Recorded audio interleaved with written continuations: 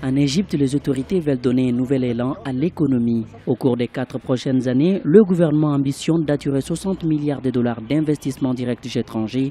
Un taux de croissance annuel de 7% est aussi prévu d'ici 4 ans afin de stimuler l'économie du pays. Nous ciblons 60 milliards de dollars d'investissements directs étrangers entre l'année fiscale 2015-2016 et l'année 2018-2019. Viser une croissance annuelle moyenne de 7% sur 4 ans est un gros défi, mais nous y travaillons. Nous travaillons aussi sur la réduction du déficit budgétaire en dessous de la barre de 10% durant la même période. En Égypte, le taux de chômage actuel s'élève à 13%. Le gouvernement veut réduire ce taux à moins de 10% d'ici 4 ans. Pour les économistes, l'Égypte a besoin de densifier son tissu économique pour lutter contre le chômage. L'Égypte a besoin d'un minimum de 7 à 8% de taux de croissance, parce que sinon les nouveaux arrivants sur le marché de l'emploi n'ont pas de travail.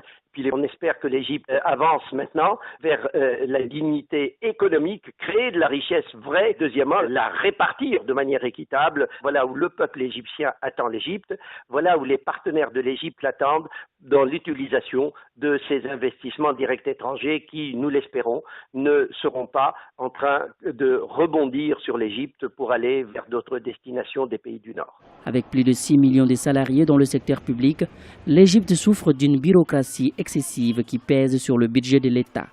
Ainsi, le gouvernement a élaboré un projet de loi régissant les investissements dans le secteur de l'énergie, l'objectif étant d'attirer les investisseurs privés.